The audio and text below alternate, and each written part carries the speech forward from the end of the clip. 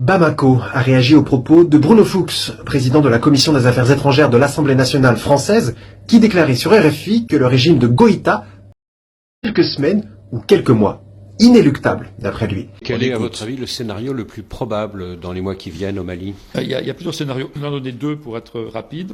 Le premier, si la junte et donc le président Goïta est après raisonnable, il ouvre les négociations. Il y a une période de transition, 3-6 mois, avec un des militaires de la transition, on ne peut pas donner de nom là, qui ne serait pas Goïta et qui va jusqu'aux élections, avec une période électorale dans 3 ou 6 mois. Et c'est là que la question se pose, c'est dans la gouvernance, dans le travail commun, il faudrait intégrer le JNIM.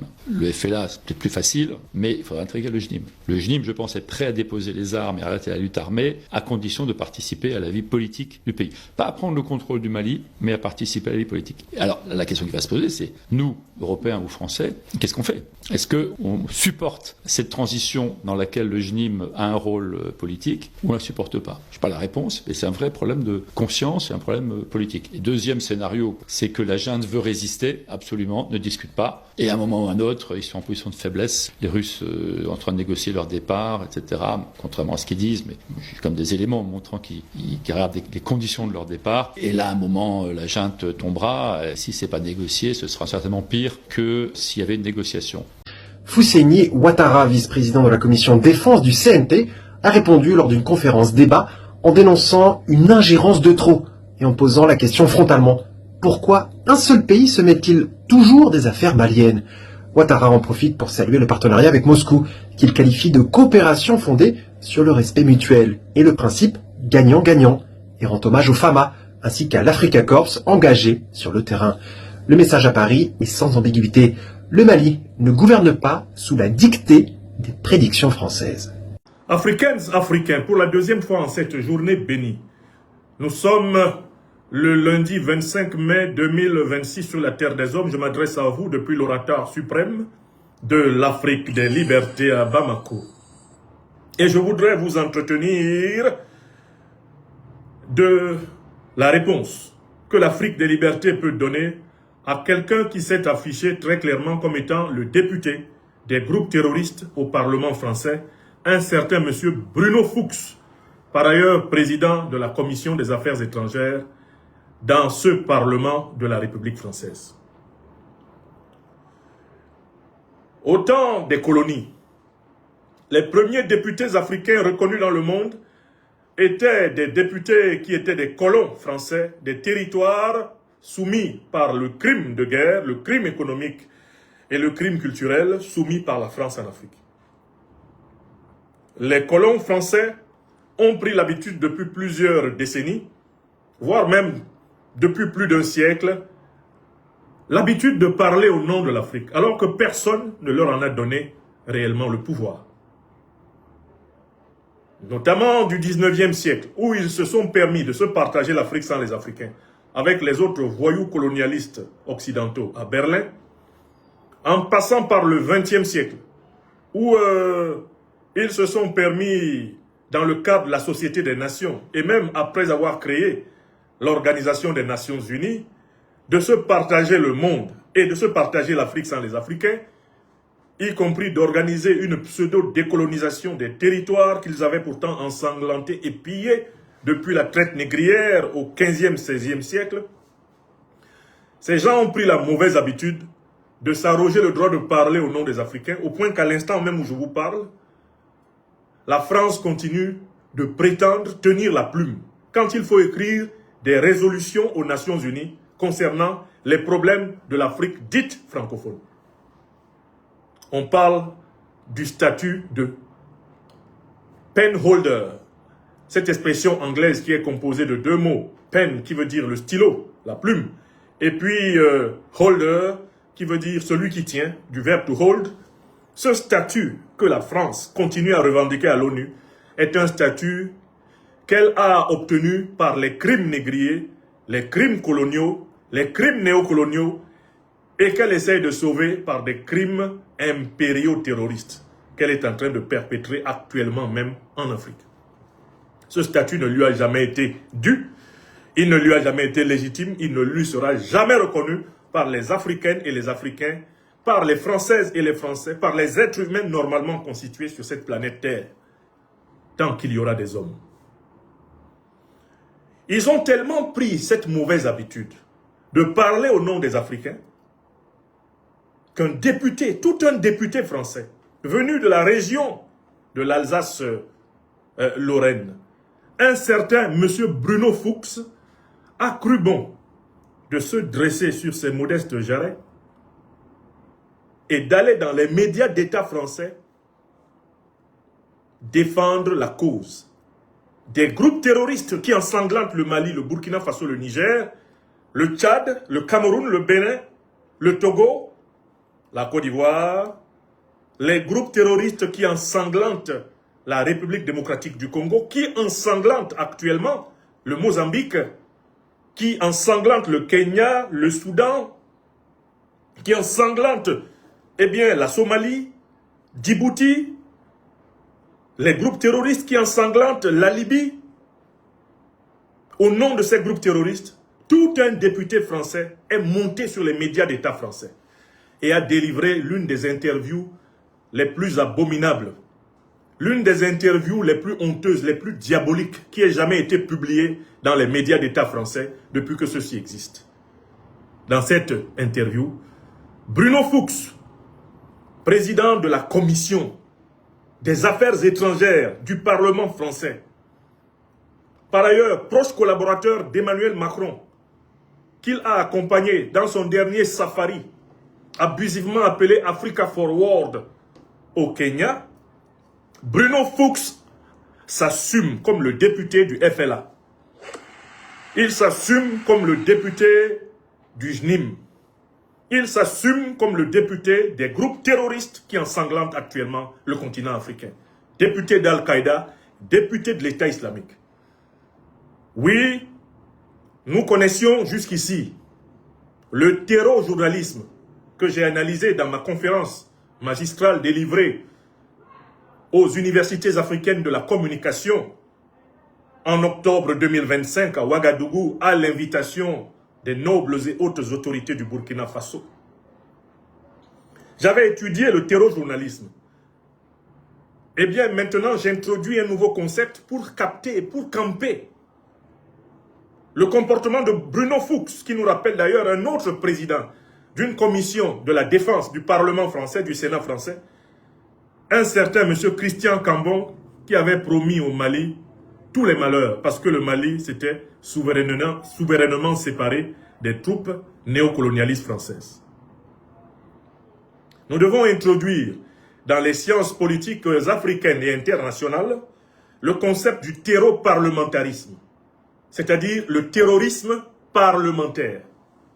Le terreau-parlementarisme. Nous avons déjà introduit le concept du terreau-journalisme.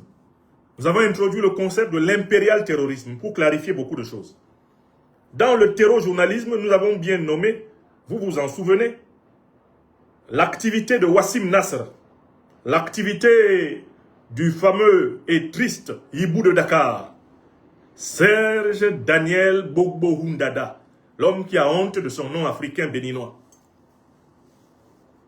Le terreau-journalisme. Là maintenant, nous allons parler du terreau-parlementarisme, c'est-à-dire du terrorisme parlementaire. Et la figure de proue du terrorisme parlementaire aujourd'hui, eh bien en France, s'appelle Bruno Fuchs, l'homme qui est fou et qui s'en fout. En quoi consiste le terreau-parlementarisme? Notez la définition. Il s'agit de la promotion de la cause du terrorisme à l'intérieur des parlements. Dans le cas d'espèce, Bruno Fuchs est le promoteur du terrorisme d'Al-Qaïda et de l'État islamique au Parlement français. Notez la définition. Qu'est-ce que c'est que le terreau-parlementarisme?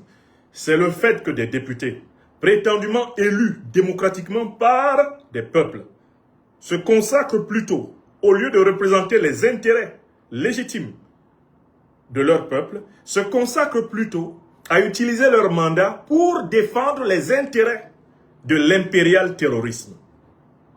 Bruno Fuchs est un terreau parlementaire. C'est un parlementaire terroriste.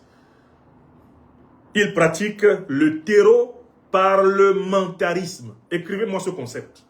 Tilana Yomi, écrivez. Nous sommes là pour travailler. Nous sommes là pour travailler sur ce qu'ils font, de telle façon qu'ils ne sont même pas capables de rêver qu'ils peuvent emporter une bataille intellectuelle face à nous. Ce sont des enfants. Depuis leur patron, le chef de la junte néocolonialiste et impérialiste, Emmanuel Macron, jusqu'à lui et à tous les sous-fifres. Nous appelons ce que fait Bruno Fuchs, l'interview qu'il a délivrée dans les médias français, tels par exemple RFI. Cette interview est un monument du terreau-parlementarisme, le terrorisme parlementaire.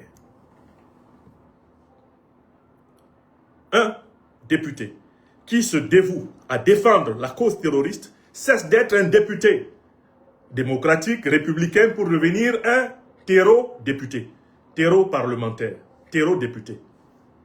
C'est un terreau-député. Il pratique le terreau-parlementarisme, c'est-à-dire le terrorisme parlementaire. C'est exactement ce comportement que nous avons observé lorsque l'Union européenne a osé prendre une résolution sur la vie politique intérieure de la République du Niger. Vous vous en souvenez, l'Union européenne a réuni ses parlementaires à la demande d'un autre terreau parlementaire, un autre terreau parlementariste, un autre terreau député, un certain général. Ils ont osé prendre une résolution, soi-disant pour ordonner au Niger de libérer avant le 2 avril 2026 Mohamed Bazoum, le junteur de Niamey qui avait fait boum.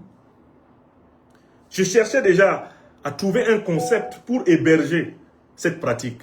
Et j'ai fini par trouver le concept. C'est du terreau-parlementarisme. C'est-à-dire, c'est le fait que des députés, des parlementaires se consacrent à la promotion du terrorisme. C'est ce qu'ils ont fait. C'est ce que le fameux général qui a introduit la résolution, eh bien, contre le Niger à l'Union européenne a fait. Et c'est ce que vient de faire précisément le député français Bruno Fuchs, l'homme qui est fou et qui s'en fout. Cela étant dit, maintenant que nous avons habillé la pratique de cet homme d'un concept qui sera aisé, nous allons maintenant nous intéresser aux arguments que ce monsieur a cru produire pour légitimer son entreprise criminelle, son apologie du terrorisme, pour légitimer son soutien à l'oligarchie criminelle occidentale qui a créé Al-Qaïda et l'État islamique pour déstabiliser le Moyen-Orient, déstabiliser l'Afrique, afin de continuer à voler l'or, le pétrole, l'uranium, le manganèse, le coltan, le lithium, etc.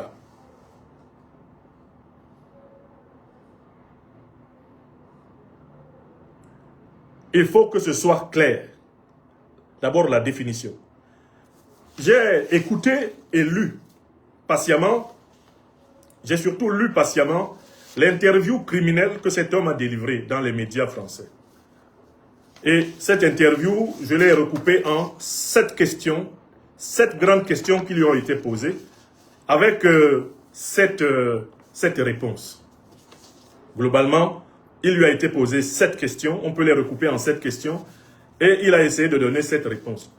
Je vais rappeler les questions, rappeler les réponses et prouver que, à chacune des questions qu'on lui a posées, ce terreau député, ce terreau parlementaire a menti. Et il a confirmé l'abomination du terreau-journalisme, du terreau-parlementarisme. Hein?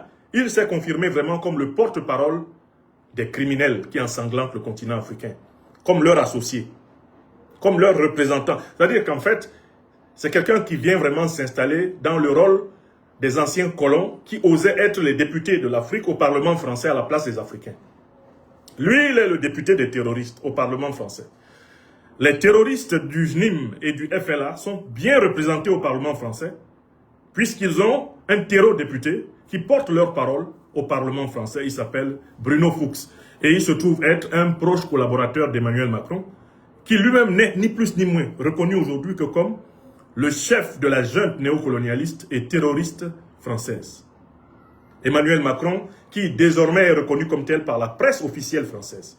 Je tiens à vous rappeler que eh bien, des journalistes de la presse officielle française comme Robert Navarro ou comme eh bien, Georges Malbruno, ont enfin rejoint le cortège de ceux qui disent la vérité, en reconnaissant que le terrorisme qui ensanglante l'Afrique de l'Ouest, l'Afrique centrale et même l'Afrique australe, ce terrorisme a pour parrain l'OTAN et notamment la France.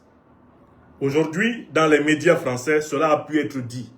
Après que tous ceux qui le disaient avec preuve, comme moi, aient été présentés comme des ennemis de la France, j'attends la déchéance de nationalité de Georges Malbruno, la déchéance de nationalité de Robert Navarro. J'attends que les biens et les avoirs économiques de Robert Navarro et de Georges Malbruno soient gelés comme les miens.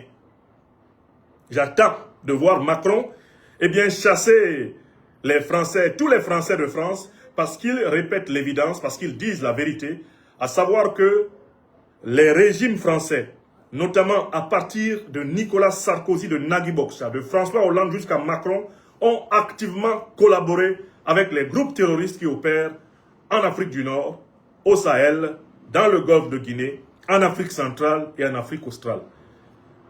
J'attends le décret du ministre de l'économie et des finances et du ministre de l'Intérieur qui vont geler les comptes de Georges Malbruno, journaliste français, et de Robert Navarro, journaliste français, qui ont dit enfin ce que moi j'avais déjà prouvé. Moi, on m'a présenté dans le décret ordonné par Macron comme étant coupable d'atteinte à la nation française, atteinte à la défense de la France, atteinte à la diplomatie de la France, atteinte à la sauvegarde de la population française. Voilà comment Macron m'a présenté, sans même passer par un juge. J'attends qu'il applique le même traitement à ces journalistes qui maintenant enfin assument la vérité et savent que le terrorisme en Afrique a pour parrain d'abord globalement l'OTAN et pour parrain particulièrement engagé ces derniers temps, parce que c'est apparemment la condition pour sauver son statut de prétendue grande puissance, la France. J'attends, on attend les décrets qui vont frapper ces gens, pour que l'on comprenne qu'en fait, la France est devenue entre-temps la monarchie du petit monsieur Macron. Un immature qui croit pouvoir encore intimider qui que ce soit sur cette terre des hommes. Donc, maintenant, nous allons procéder au lavage à sec. Je lis la question qu'on lui a posée, je la résume. Je vous lis à peu près la réponse qu'il a donnée et je prouve qu'il ment. C'est simple. Hein? Question numéro 1. On lui dit, mais il y a une baisse des fonds de surveillance des épidémies en Afrique. Pourquoi les partenaires internationaux de l'Afrique ont-ils choisi de baisser les fonds de surveillance, de lutte contre les épidémies en Afrique? Sa réponse globalement consiste à dire, on fait avec ce qu'on a aujourd'hui et de dire qu'on doit faire un plaidoyer pour l'Afrique afin que l'Afrique soit protégée des épidémies parce que cela va nous permettre de nous protéger nous-mêmes. Voilà sa réponse à la première question. Et voici ma critique. Bruno Fuchs ment. Pourquoi? Parce que le vrai problème qui est lié aujourd'hui aux épidémies et aux pandémies qui frappent l'Afrique, c'est qu'une bonne partie de ces épidémies et de ces pandémies ne sont pas d'origine naturelle. Une bonne partie des épidémies et des pandémies qui frappent l'Afrique sont des épidémies et des pandémies qui sont mises en œuvre dans le cadre de la guerre biologique organisée par l'Occident contre l'Afrique. J'ai écrit en 2022 un livre intitulé « L'Afrique face à la guerre biologique occidentale » que vous pourrez toujours retrouver, il est disponible via la plateforme Amazon. L'Afrique, c'est une étude qui est publiée à l'intérieur du livre Chantier d'émancipation africaine. Je vous mettrai le lien. Dans cette étude, j'ai pu établir que certes, il y a des épidémies et des pandémies, on va dire d'origine naturelle. Mais ce qu'on a observé ces dernières années, ces dernières décennies, c'est la naissance d'un phénomène qu'on peut appeler le viro-business, le business du virus. Comment fonctionne le phénomène du business du virus? Il y a de nombreuses firmes pharmaceutiques et laboratoires stratégiques, pour l'essentiel occidentaux, qui sont disséminés à travers le monde et qui sont étroitement liés à l'industrie pharmaceutique. Voici leur business plan. Ils créent des virus qui provoquent des épidémies, voire des pandémies, ce qui leur permet de gagner le marché des vaccins, et le marché des vaccins leur permet par conséquent de banquer à mort. Au point que, aujourd'hui, les lobbies pharmaceutiques sont en train de gagner même plus d'argent que les lobbies de vente d'armes. L'industrie pharmaceutique est devenue l'industrie qui est l'une des plus rentables jamais connues dans l'histoire de l'homme. C'est ce qu'on a appelé le Big Pharma. Nous savons, avec le recul du temps, que les pandémies qui ont frappé l'Afrique, comme le sida, comme Ebola, comme le Covid-19, comme le hantavirus qu'on essaye d'y implanter, comme les fièvres du singe, etc. La plupart de ces virus sont issus de laboratoires occidentaux. Bien souvent, on essaye d'expliquer la sortie de ces virus de laboratoires occidentaux par des accidents de laboratoire. Mais ce sont des accidents qui profitent à quelqu'un et qui, par là, sont très peu accidentels. De nombreuses études aujourd'hui établissent que les laboratoires biologiques font partie de la guerre contre l'Afrique. Étudiez en particulier les travaux des laboratoires biologiques d'Afrique du Sud, dirigés par le docteur Wouter Basson et qui étaient soutenus par tous les pays de l'OTAN. Ces laboratoires ont élaboré des armes de guerre biologiques qui ont été utilisées contre la population africaine, qui ont été utilisées contre les populations des pays qu'on appelait les pays de la ligne de front. La Zambie, le Mozambique, l'Angola ont connu des bombardements viraux. Quand vous entendez parler par exemple de la fièvre du charbon, le bacille du charbon a été utilisé pour combattre les Africains. La guerre biologique a aussi consisté à stériliser par des vaccinations opportunes des millions d'Africains. L'État d'Israël, dans cette affaire, a joué un rôle fondamental puisqu'on l'a pris la main dans le sac en train de stériliser les Juifs éthiopiens appelés les Falachas quand ils se sont installés à la fin des années 80 à cause de la grande famine d'Éthiopie. L'État d'Israël s'est rendu coupable de vaccinations opportunes ayant pour but d'empêcher la population africaine israélienne de se reproduire normalement. C'est un dossier qui a été soumis aux Africains depuis plusieurs moments par plusieurs alertes. L'un des plus importants généraux de la Fédération de Russie, le général Igor Kirilev, a trouvé la mort dans un attentat ukrainien, mais il avait eu le temps de publier tous ses travaux sur les laboratoires de guerre biologique occidentale implantés contre les Africains en Afrique. Et c'est cela qui a amené une prise de conscience relative, pas suffisante, sur le continent africain. Avec des pays comme la Namibie, comme le Burkina Faso, qui ont mis fin à tous les programmes des laboratoires biologiques suspects, comme ceux de la fondation Bill et Melinda Gates, qui étaient là sous couvert de combattre le paludisme, en train de stériliser les Africains. Donc, Bruno Fuchs est fou ou bien il s'en fout. L'Afrique n'a pas besoin de l'aide de l'Occident pour combattre les pandémies et les épidémies. Ce dont l'Afrique a besoin, c'est d'empêcher et de se défendre contre l'utilisation des virus par l'Occident pour la combattre. Voilà de quoi nous avons besoin en Afrique. Combattre les laboratoires biologiques, les laboratoires de guerre biologique occidentaux que nos autorités ont, par complicité, par naïveté et parfois par ignorance, installés chez nous. Voilà le premier point, ça c'est la réponse à Bruno Fuchs. On ne veut rien de l'argent de l'Occident pour combattre les pandémies en Afrique. Nous voulons nous débarrasser des laboratoires biologiques occidentaux mis en embuscade pour atteindre la démographie africaine. Frapper l'Afrique dans son cœur. Est-ce que c'est clair? Quand je vous dis que c'est un terreau, député, voilà la preuve. Ils veulent faire dans l'humanitarisme comme s'ils avaient pitié de l'Afrique. S'ils avaient eu pitié de l'Afrique, ils n'auraient pas commercialisé des millions d'Africains. S'ils avaient eu pitié de l'Afrique, ils n'auraient pas exterminé des centaines de millions d'Africains pendant leur colonisation. S'ils avaient eu pitié de l'Afrique, ils n'auraient pas utilisé la chair à canon africaine pour par la suite monter des pseudo-indépendances pour les Africains. Ces gens-là, les Africains qui cherchent leur pitié sont des Africains décalés et coupés de la réalité. L'Afrique n'a pas besoin que l'Occident en général, la France en particulier, finance sa lutte anti-pandémie. L'Afrique n'en a pas besoin. Pour les Africains conscients et éveillés, il vaut mieux tous périr que d'accepter à nouveau que l'Occident pilote une quelconque politique sanitaire sur ce continent.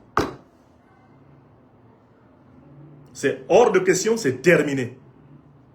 Donc l'arnaque des lobbies de Big Pharma, l'arnaque du Viro Business ne passera plus. Bruno Fuchs, Macron et tous les dirigeants africains, les dirigeants européens, occidentaux, circulaient. L'urgence pour les Africains sur ce premier point, c'est de se débarrasser de tous les laboratoires pharmaceutiques, biologiques, suspects de haute criminalité en Afrique. Tout ce que l'Afrique ne maîtrise pas, tout laboratoire dont on ne maîtrise pas les procédures d'un début à l'autre, tout laboratoire qui n'est pas sous le contrôle de la brigade biologique souveraine panafricaine et qui maîtriserait ce qui se fait dans ces laboratoires de l'entrée de tous les intrants à la sortie de tous les extrants.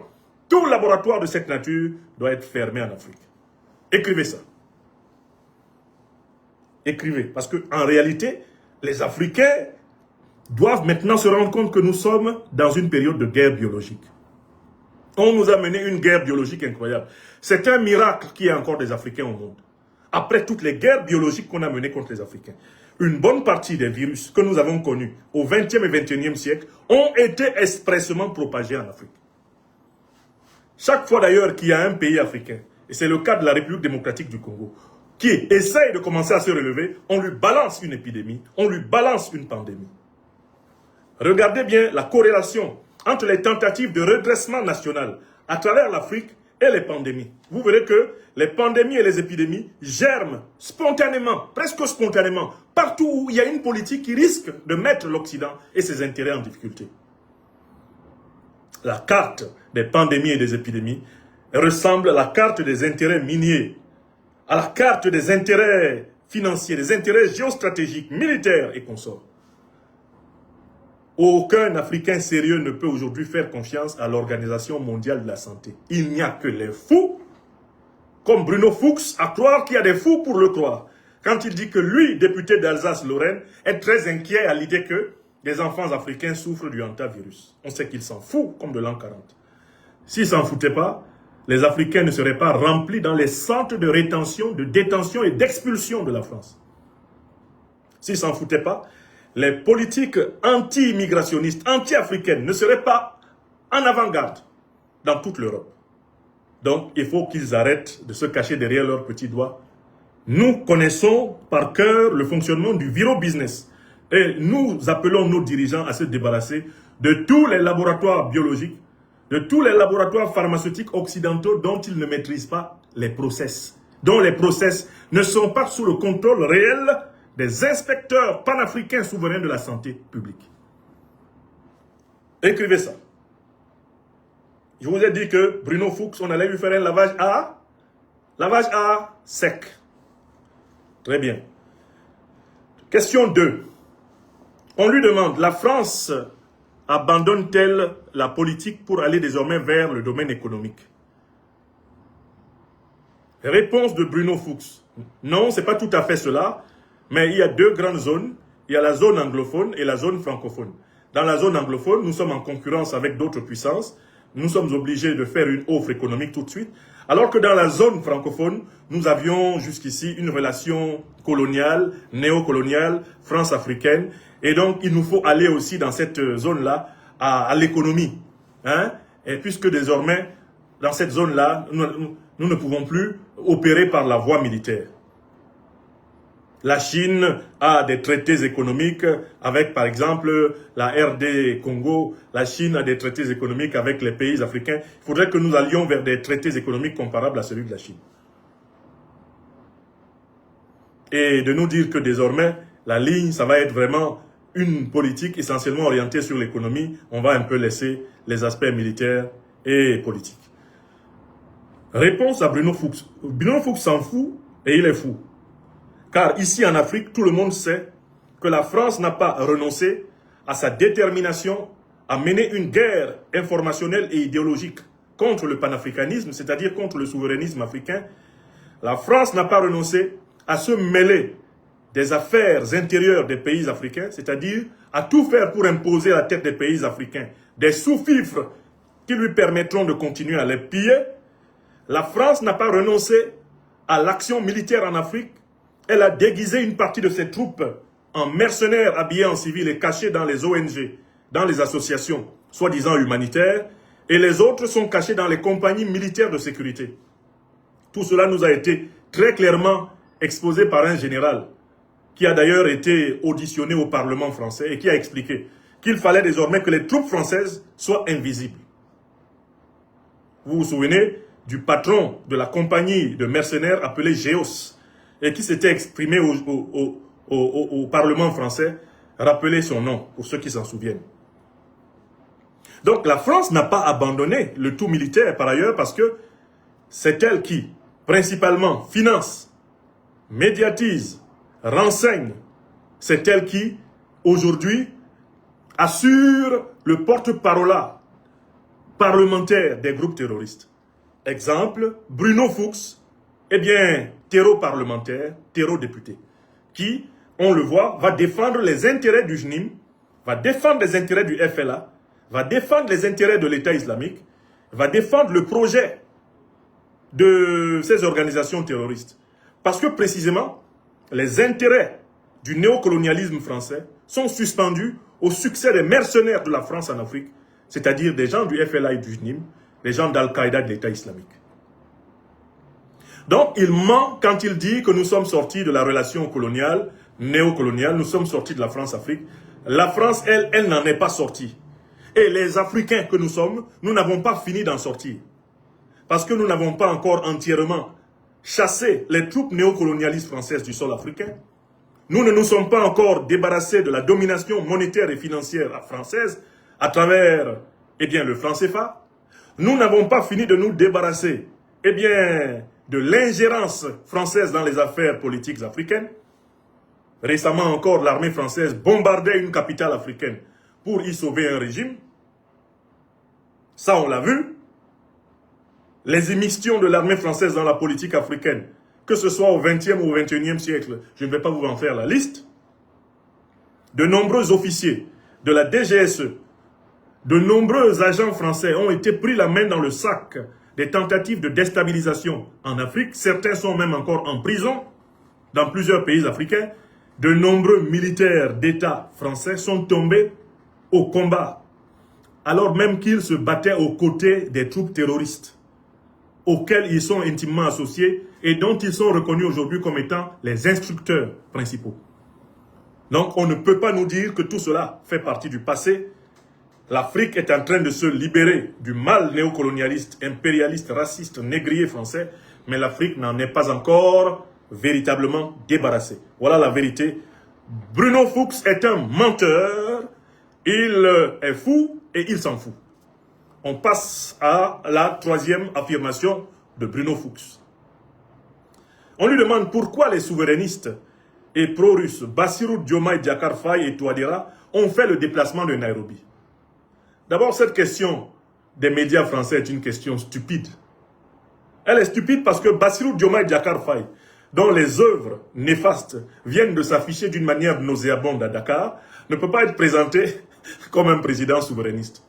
Bassirou Diomaye Diakhar Faye fait partie de la nébuleuse des dirigeants france-africains de tous les temps. Il marche dans les traces, eh bien, des valets du colonialisme et du néocolonialisme français, que furent très courageusement les présidents Senghor, Abdou Diouf, Abdoulaye Wade, Macky Sall.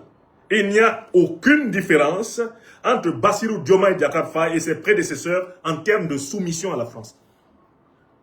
J'ai toujours dit, et je le répète, qu'en termes de soumission à la France, lui, il a ajouté quelque chose de plus. C'est que contrairement à ses prédécesseurs à la tête de la République du Sénégal, lui, il lui manque et de la culture politique et de la culture générale, il lui manque de l'élégance. Macky Sall faisait déjà preuve d'un peu moins d'élégance, c'est vrai, mais il y avait encore une certaine tenue. Avec Bassirou Diomaye Diakhar Faye, c'est très clair, on a quelqu'un qui obéit le doigt sur la couture à Macron, à Ouattara Draman, quelqu'un qui est content de faire les 4 volontés de la France-Afrique, et d'ailleurs c'est pour cela qu'il vient de sacrifier son Premier ministre, parce qu'il ne supporte pas que des vérités soient dites frontalement à ses maîtres. Donc eux ils disent, pourquoi le souverainiste Bassirou Diomaye Diakhar Faye est-il venu quand même pourquoi est-ce qu'il est venu à Nairobi? Mais ce n'est pas un souverainiste. Vous voyez, les journalistes qui posent des fausses questions. Ensuite, ils disent pourquoi le pro-russe, Touadéra, est venu. Mais écoutez, soyons sérieux. S'il est pro-russe, il est venu donc à Nairobi parce qu'il est pro-français. Bon, il est pro-russe et puis il est pro-français, Touadéra. Hein? D'ailleurs, désormais, les Russes et les Français se font face en République centrafricaine, à nouveau, puisque, comme va le répondre, eh bien, comme va répondre Bruno Fuchs, l'homme qui est fou et qui s'en fout, désormais les Russes sont en Centrafrique et les Français aussi. Donc la vérité devrait être que Touadéra est désormais pro-russe et à la fois pro-français. Ou plutôt qu'il a accepté, il a décidé de neutraliser les Russes par les Français et les Français par les Russes, afin, lui, de jouer la carte de son indépendance. Mais dire de Touadéra qu'il est pro-russe, après même qu'il ait rétabli des avantages qu'il avait retirés à la France, c'est tout simplement une aberration. Pour ma part, le positionnement du président Touadéra est un positionnement qui pour moi est indiscernable. J'ai cessé de commenter la politique centrafricaine quand le positionnement du président Touadéra est devenu complètement illisible pour moi. J'attends de comprendre ce à quoi il joue, parce que pour le moment, je vois qu'il fait une chose et son contraire. D'une part, il a tenté d'affranchir son pays de la domination néfaste du colonialisme français qui a maintenu ce pays, en effet, dans le sous-développement, la pauvreté, la dépendance. Et puis, d'autre part, il veut sauver, pour ainsi dire, ménager la chèvre et le chou. Il s'est remis à caresser la France dans le sens du poil. Et on va voir ce que ça va donner. L'expérience montre que dans la coopération internationale stratégique, surtout quand vous êtes en difficulté, vous n'avez pas intérêt à opposer les puissances. Si vous voulez opposer les puissances, sachez que vous allez être écrasé entre elles. C'est une observation que j'ai faite et qui ne concerne pas uniquement le Centrafrique. Donc, la réponse de Bruno Fuchs est incroyable. Bruno Fuchs dit que la France offre le meilleur modèle de partenariat à l'Afrique. Pourquoi? Parce que la France offre un partenariat autour de la biodiversité, de la santé, des vaccins, de l'enseignement, des entreprises. Et que si on élimine ce qu'on appelle les irritants, c'est-à-dire le comportement colonialiste, néocolonialiste, france-africain, globalement, la France sera la meilleure. Mais Bruno Fuchs, en effet, il est fou, il s'en fout. Parce qu'on ne peut pas, d'une part, dire que la France est le meilleur partenaire possible de l'Afrique, et en même temps reconnaître que c'est seulement apparemment depuis Nairobi qu'elle a daigné commencer à arrêter avec son colonialisme, son néocolonialisme, son france-africanisme. C'est-à-dire que Fuchs, je me demande, c'est pour ça que je pose de façon récurrente la question, il est fou ou bien il s'en fout? Moi je pense que c'est les deux, il est fou et puis il s'en fout. Le même ne peut pas nous dire que jusqu'à ce fameux forum de Nairobi, abusivement appelé France-Africa Forward, la France était dans le modèle colonial, néocolonial, france-africain, et qu'à partir de Nairobi, ça va changer. Et puis dire que la France est le meilleur partenaire possible pour l'Afrique. Mais écoutez, si vous étiez colonialiste, néocolonialiste, France-africain, en quoi vous avez été meilleur? Quel jour avez-vous été meilleur? Si, c'est ce que vous étiez. Donc voilà quelqu'un qui dit une chose et son contraire, et qui ne s'en rend pas compte. Voilà pourquoi je dis qu'il n'est pas seulement fou, il s'en fout aussi. Il dit une chose et son contraire. Il dit nous sommes les meilleurs et en même temps, il a dit avant nous ne sommes pas les meilleurs. Ah, nous commençons. Il serait possible que nous mettions fin à ce qu'il appelle les irritants, ce qui énerve. Mais il ne veut pas prendre au sérieux le passif de la relation franco-africaine, ce monsieur. C'est que la France a commis des crimes de guerre, des crimes contre l'humanité et des crimes économiques. Elle a commis des crimes culturels contre l'Afrique. Ils doivent être jugés. Ils doivent être condamnés, ils doivent être évalués, ils doivent être réparés pour envisager la naissance d'une véritable et authentique relation d'amitié fraternelle franco-africaine. Il n'y aura pas de relation d'amitié fraternelle franco-africaine sur le terrain politique tant que les crimes de guerre, les crimes contre l'humanité, les crimes économiques français n'auront pas été jugés, condamnés et réparés. Je rappelle que la France a continué à faire payer à l'Allemagne des indemnités pour les 2 guerres mondiales de 14-18 et de 39-45. Jusqu'en 2010, l'Allemagne payait des indemnités à la France. C'est pas possible que l'Allemagne, qui a fait donc 2 guerres mondiales avec la France, les deux ont duré à peine au total 10 ans, les 2 guerres mondiales, la première et la seconde, l'Allemagne soit indemnisée par la France alors que l'Afrique qui a été pillée par la France depuis pratiquement le XVIe siècle jusqu'au XXIe, soit pratiquement pendant 600 ans, que l'Afrique s'en sorte avec Walou, Todiam, Gan, rien. Nous disons aïe à Bamako. Aïe. Vous n'allez pas vous en sortir comme cela. Il ne va pas y avoir une réactualisation gratuite de la relation franco-africaine. Non. Vous allez payer. Vous allez payer. On va juger. On va condamner. On va évaluer et vous allez payer. C'est après avoir payé qu'on va envisager les conditions d'une coopération nouvelle. Écrivez. Écrivez ça. Et c'est cela la logique de la réhabilitation des relations internationales. On pose une... Qu'est-ce qu'il dit encore? Bruno Fuchs nous dit que les pays africains ont intérêt à constater que les pays du Golfe n'ont pas été protégés par les Américains et que les Russes sont en train de quitter le Mali. Il va encore jusqu'à dire les relations avec Touadéra se sont normalisées et que malheureusement jusqu'au sommet de Nairobi, les Français étaient dans une logique unilatérale. Maintenant, il faut que ça change.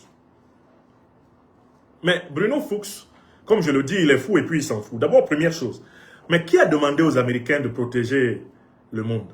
Qui a donné le pouvoir aux Américains de protéger le monde? Est-ce que les Américains sont le premier peuple de ce monde? Est-ce que les Américains, là, ils sont le plus ancien peuple de cette terre? Est-ce que l'Amérique est le berceau de l'humanité? Franchement, s'il y a un peuple qui devait être le gardien de la terre, c'est le premier peuple terrien, le peuple africain. Oui ou non? C'est ce qu'on appelle le droit d'aînesse. S'il y a un peuple qui devait donc être d'abord le premier gardien de la terre, et tous les autres devraient se comporter envers lui comme des locataires, ce serait le peuple africain. Puisque l'Afrique est le berceau de l'humanité. Alors, qui a donné pouvoir aux Américains de protéger les gens? Qui leur a demandé ça? Et puis, depuis quand l'Amérique a protégé quelqu'un? L'Amérique a été bâtie sur un triple crime. Triple crime. Extermination des autochtones du continent américain. Les peaux-rouges, qu'on a abusivement appelés les Indiens, sur la base d'une erreur d'appréciation de Christophe Colomb, qui pensait être arrivé aux Indes quand il a vu l'Amérique pour la première fois. Qui les a exterminés? Ce sont les principaux dirigeants, les descendants, ce sont les ancêtres des principaux dirigeants des États-Unis actuels, qui étaient, eux, venus d'Europe. Deuxième grand massacre, deuxième grande extermination, qui est au fondement des États-Unis d'Amérique. Mais c'est la traite négrière, c'est l'exploitation des Noirs. Des dizaines de millions, des centaines de millions d'Africains ont perdu la vie. Pas pour que la puissance américaine existe.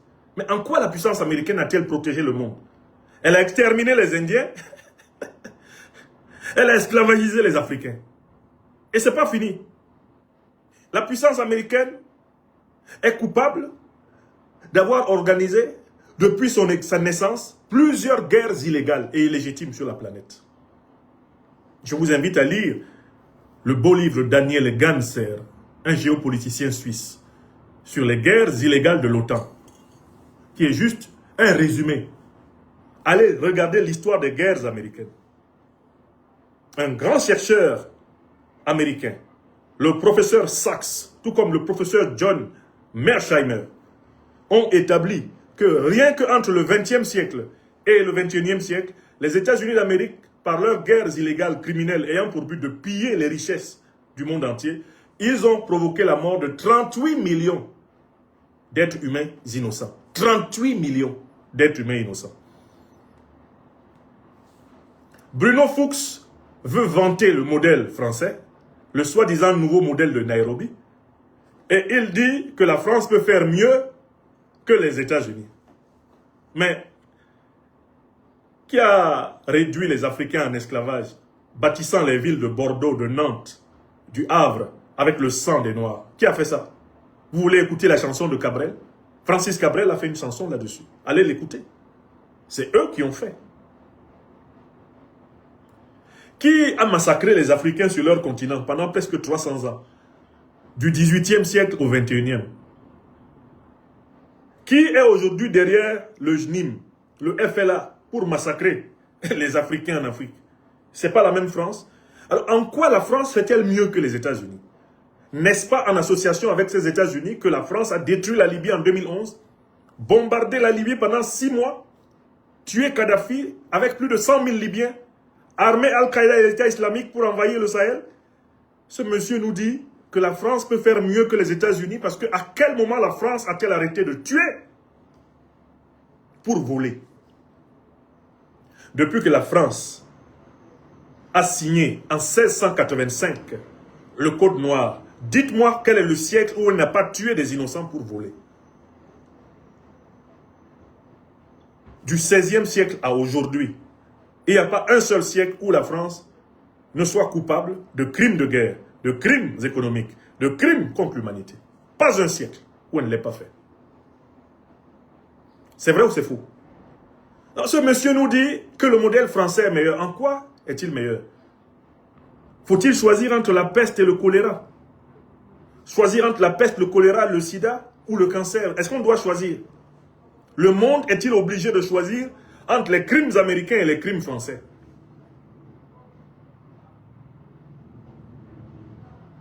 Monsieur nous parle d'un soi-disant départ de la Russie, du Mali. Où est-ce qu'il a vu ça? Voilà quelqu'un qui fait des affirmations lunaires et même lunatiques.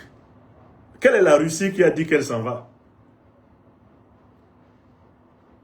La Russie est liée au pays de l'Alliance des États du Sahel par des accords de coopération et de défense.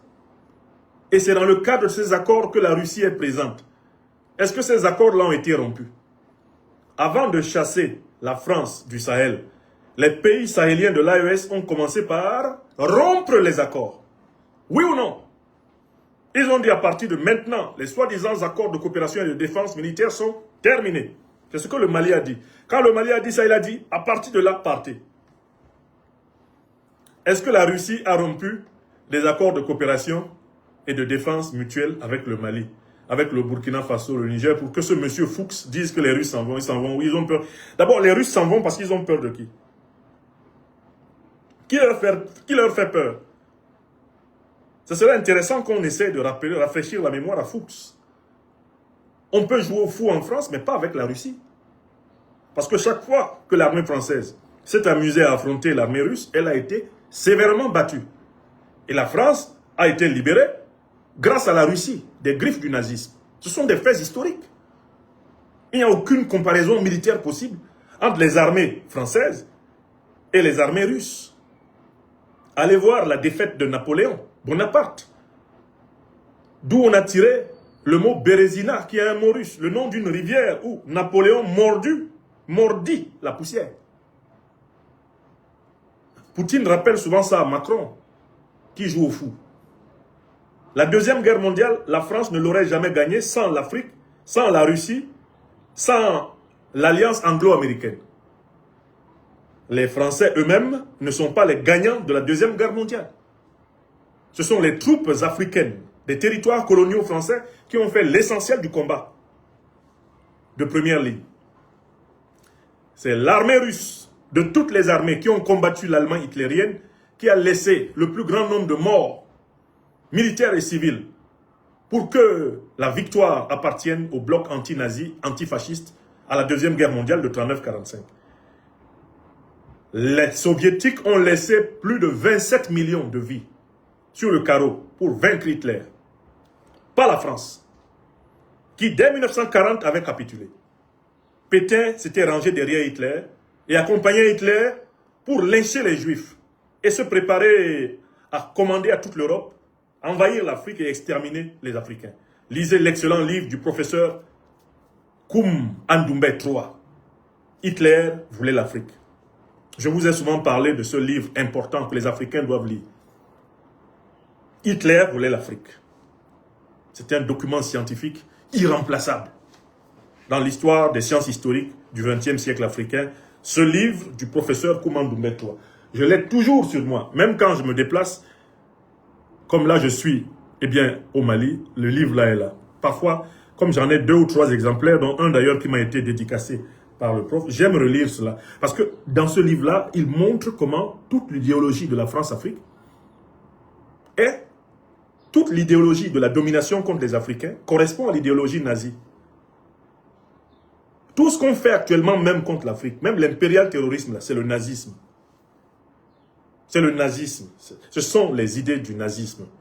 C'est le racisme suprémaciste blanc dans sa forme la plus satanique, qui est en réalité la doctrine de domination du monde des puissances oligarchiques occidentales. Et le professeur Koumba Doumbé III, dans cet excellent ouvrage, le montre à merveille. Il rentre dans les racines de la méchanceté, eh bien, des oligarques occidentaux de tous les temps. Les négriers, les colons, les néocolons, les impérialistes et les fascistes et les nazis sont exactement de la même école. Il n'y a pas de différence entre eux. D'ailleurs, à l'issue de la Deuxième Guerre mondiale, la plupart des savants nazis ont été recyclés à l'intérieur des régimes européens et aux États-Unis. La plupart des savants qui ont contribué à l'extermination des Juifs, etc., ils ont été recyclés, on leur a trouvé du travail. On leur a trouvé du travail. À l'intérieur de l'Occident. On a fait semblant de mener une grande chasse aux sorcières, mais une bonne partie d'entre eux ont été recyclés. Certains changeant même de nom. Et travaillant aux côtés de ceux qu'ils prétendaient combattre en 39-45 ou en 14-18. On continue? Question numéro 4. On dit à Bruno Fuchs, qui est fou et qui s'en fout, on lui dit il y a eu une attaque terroriste contre le Mali le 25 avril 2026. Et bien sûr, la presse française, qui est habituée à mentir, dit que cette attaque était l'œuvre des djihadistes du JNIM et des rebelles Touaregs. Comme s'il y avait une différence entre les gens du JNIM et les Touaregs rebelles. Il faut toujours rétablir la vérité. Même les questions sont des questions fausses. Cette question-là est cousue de fausseté. Il n'y a pas de djihadistes ici, en Afrique. Parce que nous ne sommes pas confrontés à une guerre religieuse. Les régions du Sahel qui sont attaquées par les terroristes sont des régions majoritairement peuplées de musulmans. Donc ce ne sont pas des musulmans qui nous attaquent ici. Ce sont des mercenaires de l'OTAN. Ce sont des mercenaires des puissances alliées de l'OTAN au Moyen-Orient, comme l'Arabie Saoudite, le Qatar, les Émirats Arabes Unis et consorts. Ce sont des mercenaires de la France qui attaquent l'Afrique. L'objectif, c'est de déstabiliser l'Afrique de telle façon que les pays africains se soumettent à l'appétit de matières premières, de ressources stratégiques qui caractérisent l'Occident envers l'Afrique. C'est pour pouvoir contrôler l'uranium, l'or, le manganèse, le coltan, contrôler le lithium, le pétrole, le gaz des Africains, que l'OTAN a organisé ce plan. C'est parce que la France a un déficit de 3 000 milliards, puisqu'elle ne peut plus piller comme elle pillait avant, que ces postes de pillage au Mali, au Burkina Faso et au Niger sont en train d'être fermés, et que c'est bientôt le cas dans tous les autres pays africains qu'elle a volés depuis plusieurs siècles. C'est pour cela qu'ils se sont organisés pour attaquer militairement l'Afrique et essayer de se repositionner à travers des valets, des vassaux, qu'ils appellent tantôt des émirs, tantôt des soi-disant présidents de la République. Alors que ce sont des sous-fifres de la France-Afrique, du néocolonialisme français, de l'impérialisme occidental. Est-ce que c'est clair pour tout le monde? Il n'y a pas de djihadiste ici. Le mot djihad a deux sens. Au sens de ce qu'on appelle le djihad majeur, la théologie musulmane enseigne que c'est le combat contre les péchés. Le djihad, c'est le combat contre les péchés. Celui qui mène le djihad est celui qui lutte contre ses propres défauts. Ça, c'est ce qu'on appelle le djihad majeur. Il est purement spirituel. Maintenant, il y a ce qu'on appelle le djihad mineur. Lorsque des musulmans se sentent menacés comme tels par des communautés non musulmanes, il leur est, historiquement, c'était le cas notamment au 19e siècle, possible de prendre les armes pour défendre leur foi. Ça s'appelle le djihad mineur. Et au 20e siècle, il n'y a pas de djihad mineur en Afrique. Car les deux organisations terroristes qui se cachent derrière le motif djihadiste sont en fait deux organisations de mercenaires de l'Occident et du Moyen-Orient. Al-Qaïda a été créé dans les années 80 par les Américains pour combattre les Soviétiques en Afghanistan. Et l'État islamique a encore été créé par les Américains. L'administration Obama-Clinton. Et cela nous a été ouvertement révélé par l'actuel président américain Donald Trump.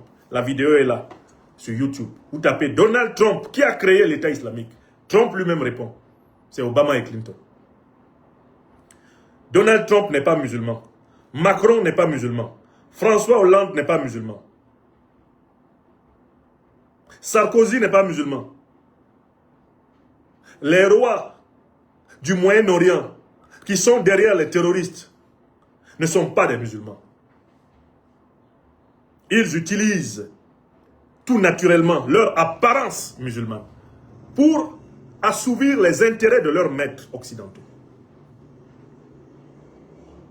C'est un peu comme si un groupe de criminels se levait maintenant, ils disaient qu'ils sont la secte, du Christ pur et absolu. Alors que l'objectif c'est de voler le diamant, l'objectif c'est de voler le coltan, c'est de voler le lithium. Et on se met à accuser le christianisme.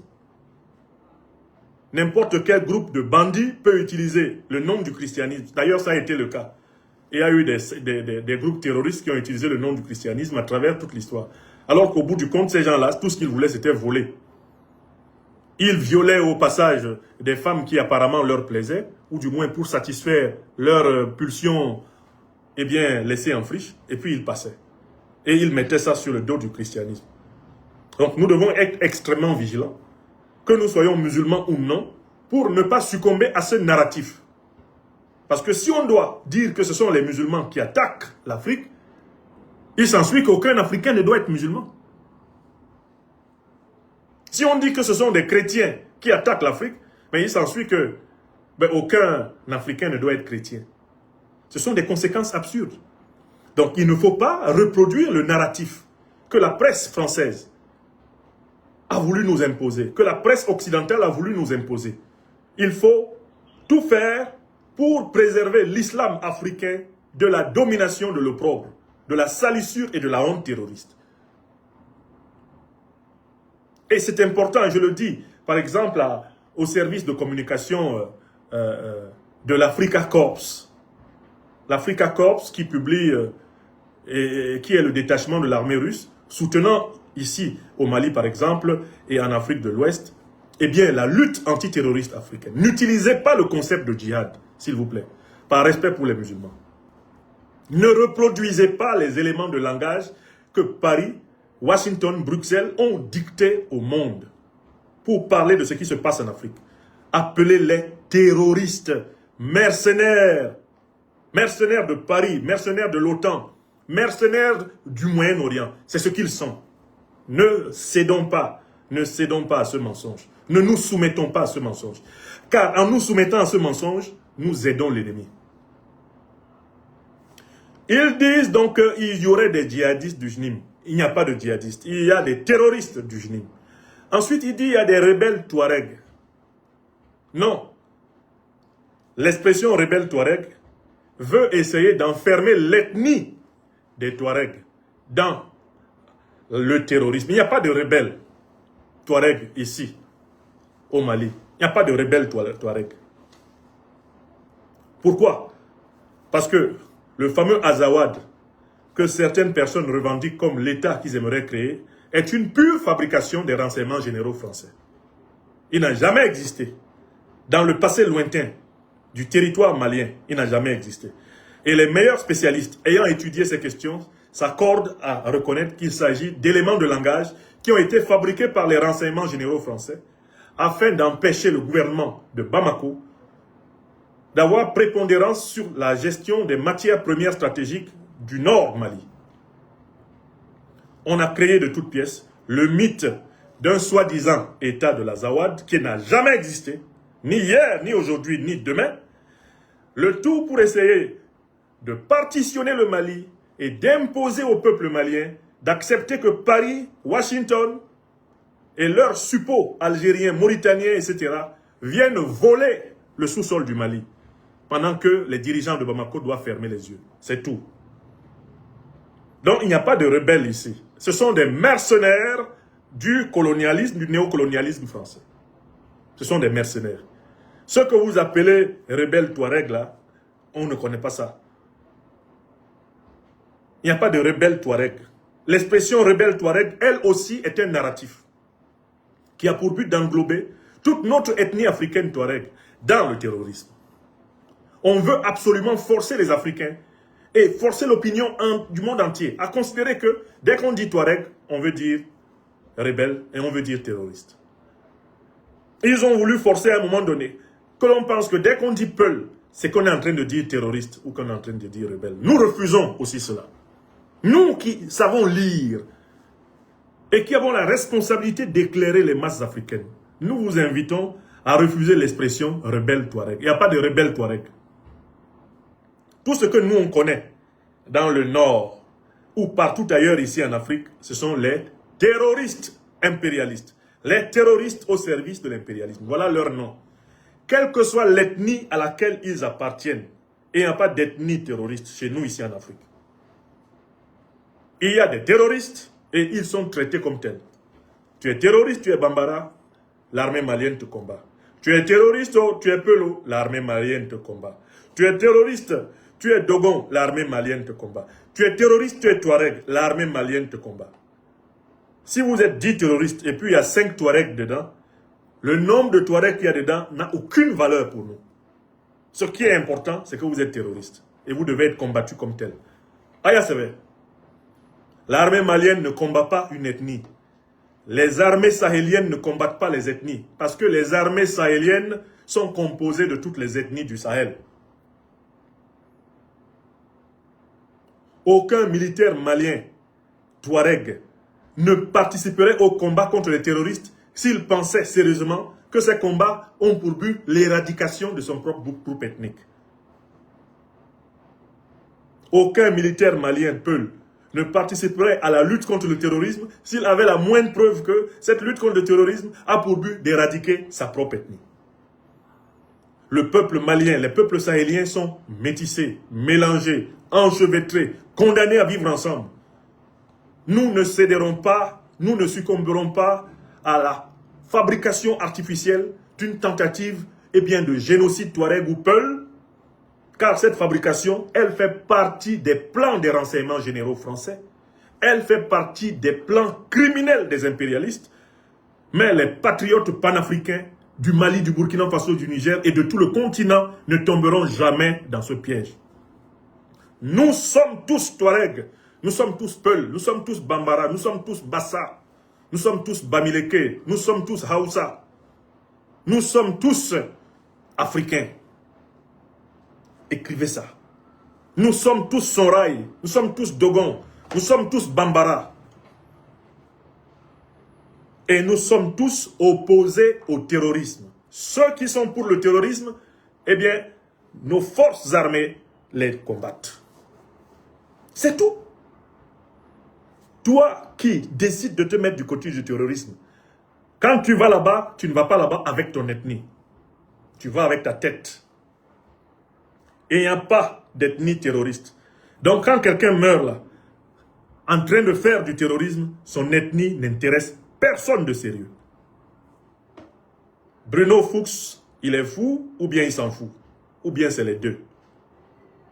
Il est fou et il s'en fout.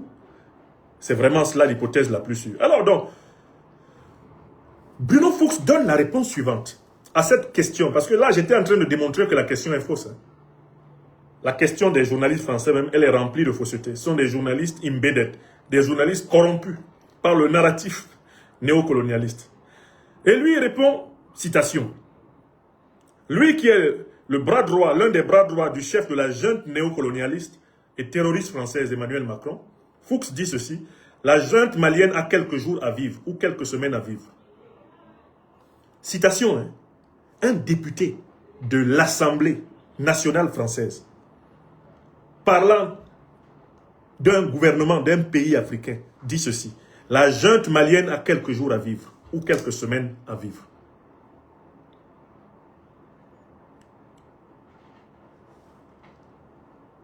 Il dit que le régime va changer dans quelques semaines ou quelques mois. Et il ajoute au passage que c'est parce que le régime n'a pas respecté les accords d'Alger. Alors, quelle est la réaction que nous inspirent ces propos de M. Fuchs, qui est fou et qui s'en fout?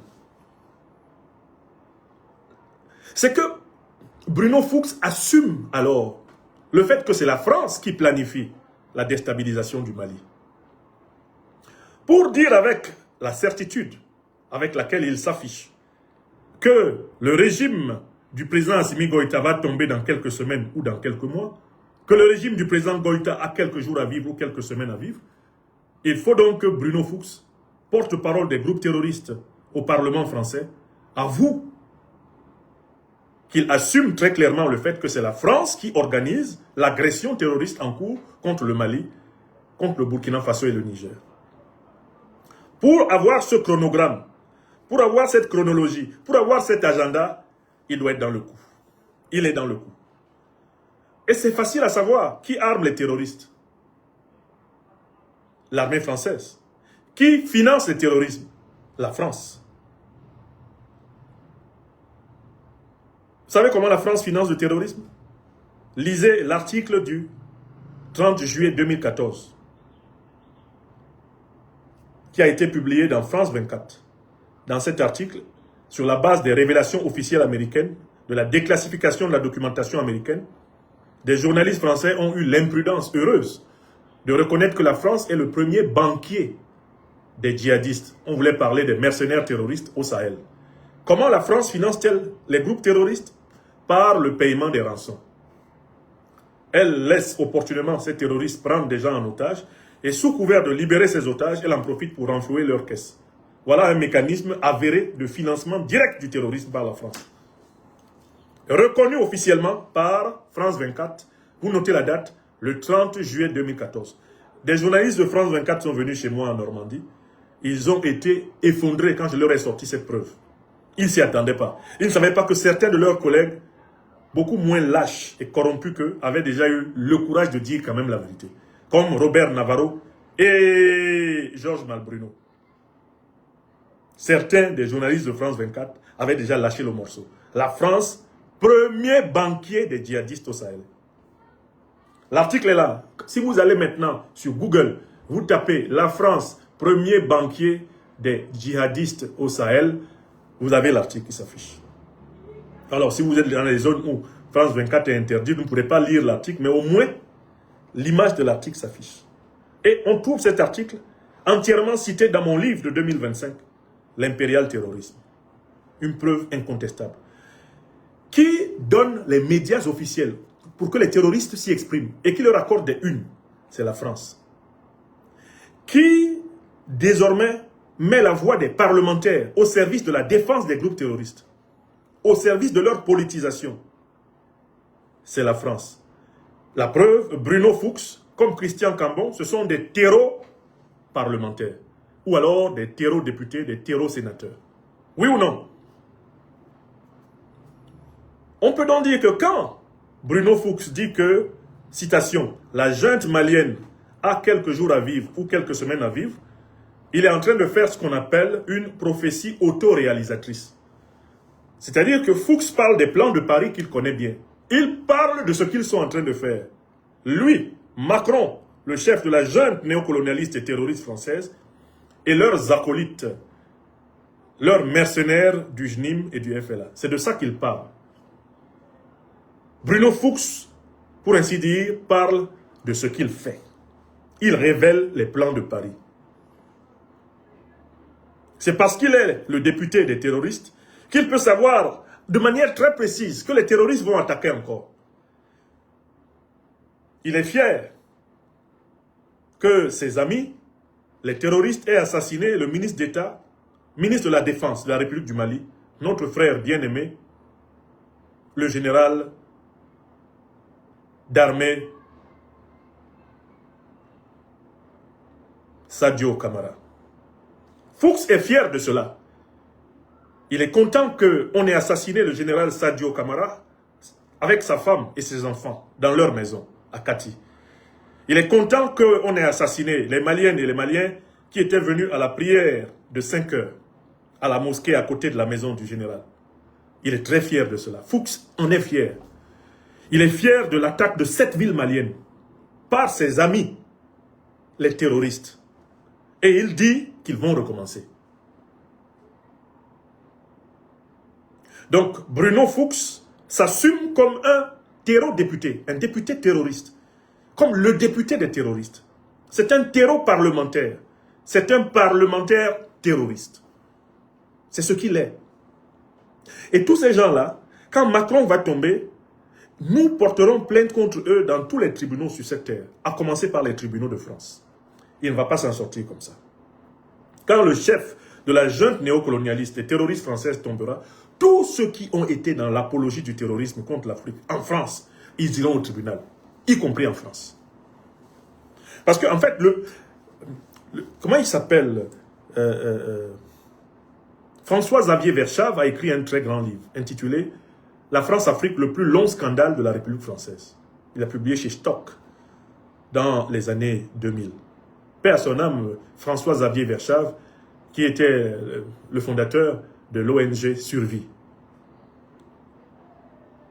Mais en fait, les gens ne savent pas que le scandale le plus honteux, là ça va être le plus honteux scandale de la République française, c'est l'implication directe de la France dans le terrorisme en Afrique. Et ça va exploser véritablement en France quand Macron va perdre l'Élysée. Les premières perquisitions au palais de l'Élysée ont commencé. Ça a déjà commencé. Les juges ont réussi à entrer le 21 mai passé au palais de l'Élysée. Bien sûr, Macron avait déjà débarrassé toutes les traces de ses activités de fripouille. Mais cette affaire-là, toutes les affaires qu'il traîne vont le rattraper. Et Fuchs aura droit à un procès des victimes du terrorisme, pour apologie du terrorisme, dans la presse d'État française. Il dit, la junte malienne a quelques jours à vivre, ou quelques semaines à vivre. Donc il assume. Il assume l'assassinat d'un ministre d'État du Mali, d'un général de l'armée malienne. Il assume cela. Il assume l'assassinat de la femme et des enfants de cet homme. Il assume l'assassinat des innocents qui priaient à côté. Est-ce que vous imaginez cela? Un député d'une soi-disant république, soi-disant état de droit et démocratique. Et cela est publié dans RFI. Cela est publié dans les médias d'État français. Quelqu'un qui assume une activité terroriste. Mais nous avions déjà été prévenus par Christian Cambon, qui avait dit que le Mali regrettera de s'être séparé brutalement, entre guillemets, des forces françaises. Ils avaient déjà juré qu'ils auraient la peau du Mali pour cela. Vous avez compris? Donc ce sont des assassins, ceux qui sont morts à Kidal par la faute des terroristes. Ils les assument. Fuchs est l'ami des assassins de Kidal.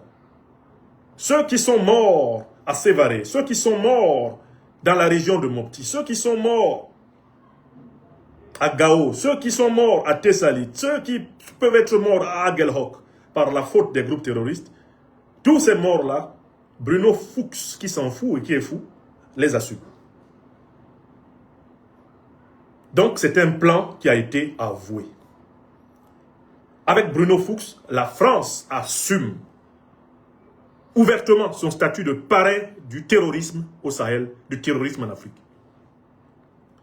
Et le journaliste pose à Bruno Fuchs quels sont les scénarios, pour vous dire que c'est planifié en France. RFI demande à Fuchs quels sont les scénarios envisageables. Et il dit qu'il n'y a que... Réponse de Fuchs, ça c'est la 5e question. Il dit qu'il n'y a que deux scénarios possibles. Premier scénario, il faut que le gouvernement malien, à la tête duquel le président Assimi Goïta, accepte d'ouvrir des négociations avec les terroristes. Et d'intégrer les terroristes à l'intérieur de l'appareil d'État. Est-ce que vous comprenez? Fuchs dit que le président Assimi Goïta doit accepter d'entrer en négociation avec Al-Qaïda, avec l'État islamique, d'entrer en négociation avec les soi-disant, FLA, mais en fait avec les terroristes, pour que ceux-ci entrent à l'intérieur du gouvernement au Mali. Il va même plus loin, en disant que seul le partage du pouvoir avec les groupes terroristes va apporter la paix au Mali. Ça, c'est le premier scénario. Le président Assimi Goïta accepte de partager le pouvoir avec les terroristes. Et ainsi, il entre dans une espèce de fédération malienne où les terroristes auront leur zone. Et lui et le reste du Mali auront leur zone. C'est ce qu'il dit, hein? C'est écrit noir sur blanc. Il dit que c'est le seul cas où le président Assimi Goïta et ses compagnons peuvent s'en sortir. Et il dit il y a un deuxième scénario. Si le président Assimi Goïta refuse de négocier avec les terroristes, alors, de toutes les façons, il sera lâché complètement par la Russie et les terroristes vont gagner la guerre. Ils vont prendre le pouvoir et ils vont créer un État fédéral malien, un califat, soi-disant islamique malien, sur le modèle de l'Afghanistan. C'est écrit noir sur blanc. Hein. C'est écrit noir sur blanc. C'est ce qui est écrit dans l'interview que ce criminel parlementaire a délivré. Donc, je vous ai dit que la déstabilisation du Mali et du Sahel a été planifiée par les services français. Là, vous avez un député français qui déploie le plan sur la table. Ils ont déjà tout planifié. Et il n'a pas honte d'assumer. Mais en fait, prenons le premier cas. Premier cas évoqué par Bruno Fuchs, le fou qui s'en fout. Fuchs dit que le président Assimi Goïta doit accepter de partager le pouvoir avec les terroristes. Mais qui sont les terroristes? Mais c'est la France. Qui est le patron des terroristes? Mais c'est la France. Si le président Assimi Goïta doit accepter de partager le pouvoir avec les groupes terroristes, ça veut dire que la France doit reprendre le contrôle du Mali. C'est clair ou c'est pas clair? Fuchs est fou et puis il s'en fout. Il ne sait pas qu'il a alors plus que jamais trahi les plans français. Qui est derrière le FLA? Qui est derrière le JNIM? Qui est derrière Al-Qaïda? Qui est derrière l'État islamique? Si ce n'est la France. Alors, négocier avec Al-Qaïda, négocier avec l'État islamique, négocier avec le FLA, c'est en fait négocier avec la France. Et ce n'est pas la première fois que la diplomatie française joue à ce double jeu avec le Mali.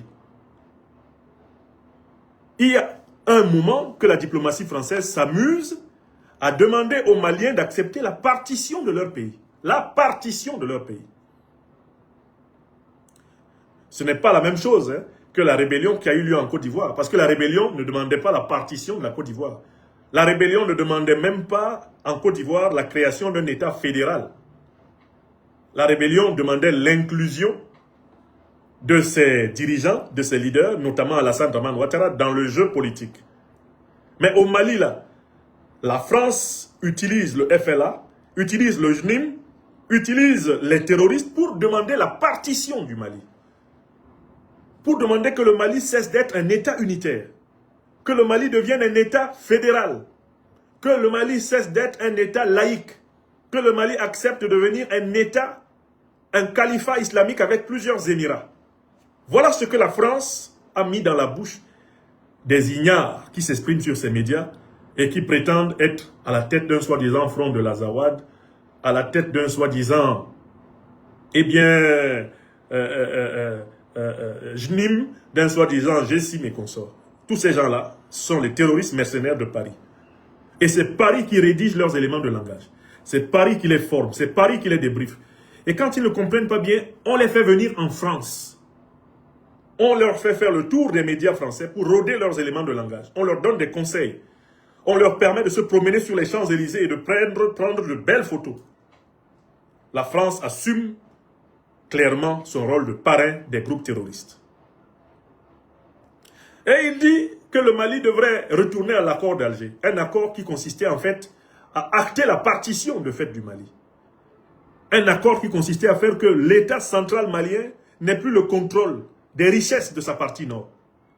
Parce que ces richesses, uranium, coltan, lithium, or, eau potable, gaz, pétrole, ces richesses sont supposées tomber directement et indirectement dans l'escarcelle de la France et opportunément de l'Algérie, qui sont les parrains associés de ces criminels.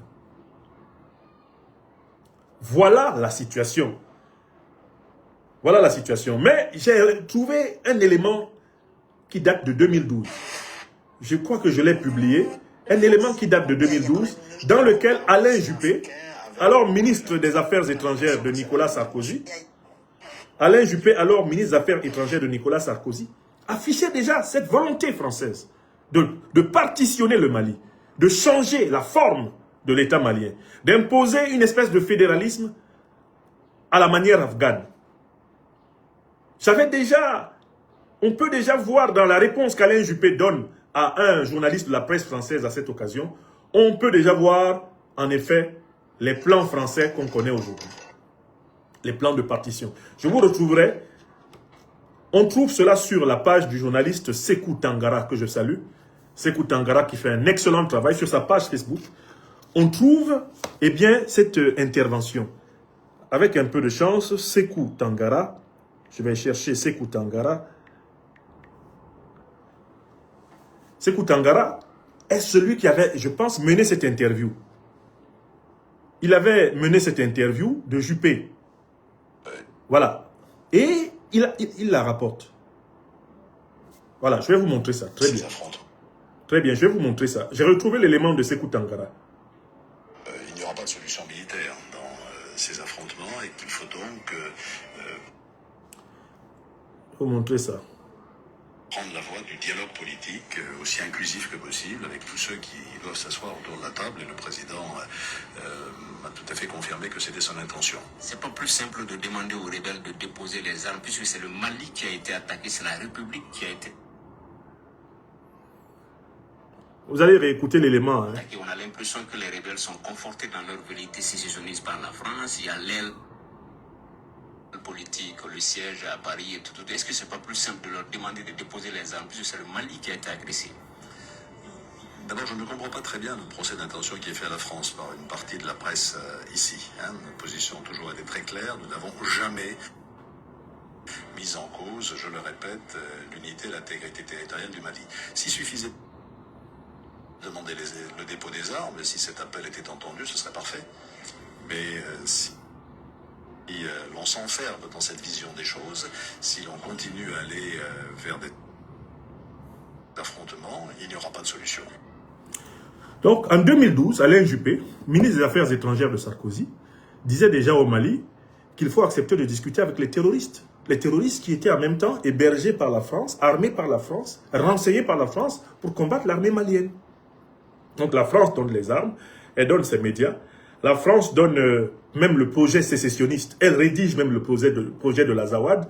Elle leur apprend les éléments de langage parce que la plupart des soi-disant dirigeants de ce projet de l'Azawad sont des incultes à peine surmontés. Tous leurs éléments de langage leur sont dictés. Quand ils parlent, vous voyez bien que c'est des perroquets, ils répètent ce qu'on leur a dit de dire. Ils n'ont pas une pensée sui generis, une pensée qui émerge de leur propre intelligence. Ce sont des rhapsodes, ce sont des perroquets, ce sont des individus dérivés. Hein?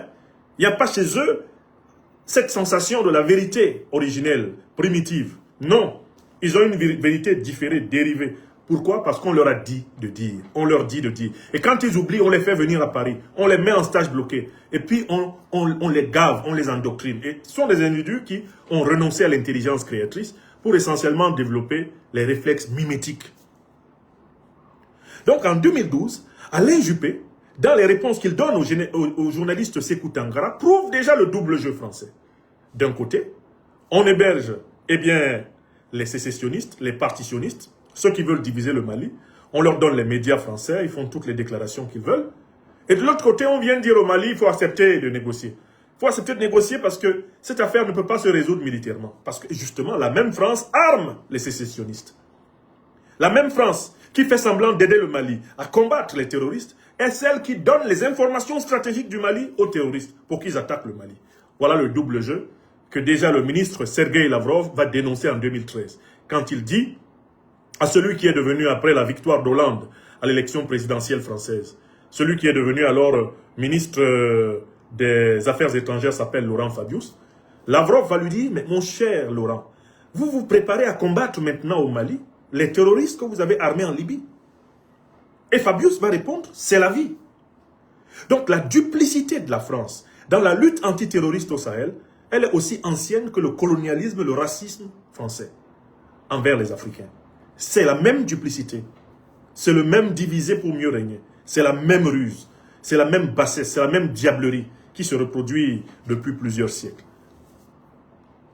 Les réponses de Bruno Fuchs, qui est fou et qui s'en fout, viennent donc clairement révéler que c'est la France qui est le cerveau stratégique, le cerveau planificateur de la déstabilisation du Mali.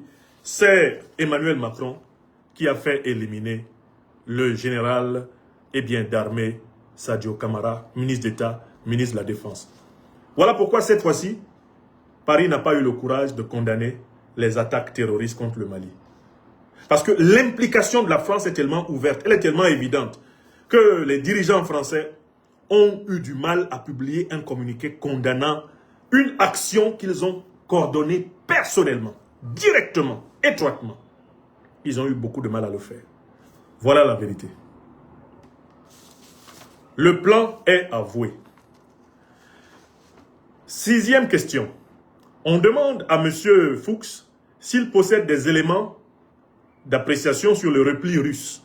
Est-ce qu'il possède des éléments d'appréciation concrets sur le repli russe? Monsieur est incapable de donner la moindre preuve. Voilà un député, porte-parole des terroristes, qui est pris au piège par une question nulle qui lui est posée. Est-ce que vous avez les preuves que la Russie est en train de lâcher le Mali? Aucune. Enfin, dernière question, on lui demande, est-ce que Madagascar aussi va basculer vers la Russie? Il prétend que la Russie va fuir le Sahel sous la pression ennemie et que la Russie veut aller sur l'île de Madagascar pour s'y construire une zone opérationnelle plus intéressante. Mais que même là-bas, la France va l'en empêcher. C'est assez marrant. Nous devons répondre à ces balivernes par les arguments suivants. D'abord, la France n'a rien dans son sous-sol. Si on enlève à la France ses départements d'outre-mer et ses territoires d'outre-mer, elle a encore moins que rien dans son sous-sol. La Russie, elle, c'est un État-continent. La Fédération de Russie est un État-continent. Elle a un sous-sol immensément riche en ressources énergétiques. La Russie est même énergétiquement autonome. La Russie peut vivre sans l'Afrique, mais la France ne peut pas entretenir son niveau de puissance aujourd'hui sans l'Afrique. Ça, c'est le premier point. Et cela nous permet de comprendre pourquoi les appétits de la France envers l'Afrique sont plus voraces et plus criminels que ceux qu'elle attribue à la Russie. La France néocoloniale prête à la Russie sa propre voracité. Elle, la France néocoloniale. La Russie a du gaz. La Russie a du pétrole. La Russie a de l'uranium. La Russie a de l'or dans son sous-sol.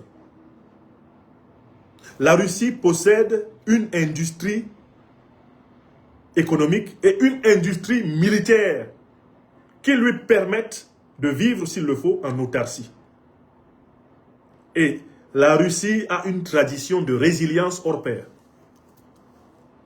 Depuis que la Russie moderne existe, aucun pays sur cette terre n'a mis son dos à terre. Aucun pays. Alors que la France a perdu toutes ses guerres. Comme l'a dit le grand Yambo Oulogem, il n'y a pas pire lâche que les néocolonialistes français. Quand il faut défendre leur pays, ils vont chercher la chair à canon dans le pays des autres. Jamais ils n'ont été capables de mener eux-mêmes une guerre victorieuse. Même les guerres napoléoniennes. Napoléon, qui était-il? Un Corse. Et les Corses ne se reconnaissent pas tous français. Même Napoléon, qui a gagné certaines batailles pour eux, était beaucoup plus proche de l'Italie que de la France. Oui! Au XXe siècle, ils ont été tabassés.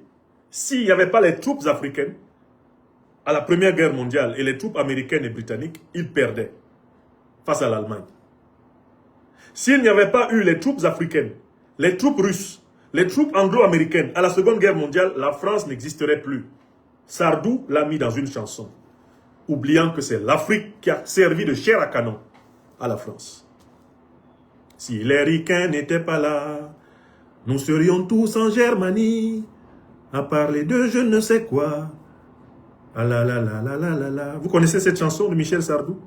Il a oublié de dire, si les Africains n'étaient pas là, la France serait en Germanie, on parlerait tous allemand, et on ne saurait plus qui on était. Si les Popov n'étaient pas là, il n'y aurait plus jamais de France, car Hitler les aurait écrasés et les aurait à jamais soumis. Il faut que Sardou, je crois qu'il est vivant, il faut qu'il réécrive sa chanson en respectant les enseignements de l'histoire. Et je recommande à Michel Sardou de s'intéresser au travail qui a été fait par Francis Cabrel dans la chanson « C'est eux qui ont fait ». Cabrel est beaucoup plus honnête quand il raconte l'histoire des peuples qui ont souffert pour que l'Occident politique existe. Non, je ne vois pas dans quel rêve Bruno Fuchs se lève pour comparer la puissance française et la puissance russe. Il n'y a aucune commune mesure.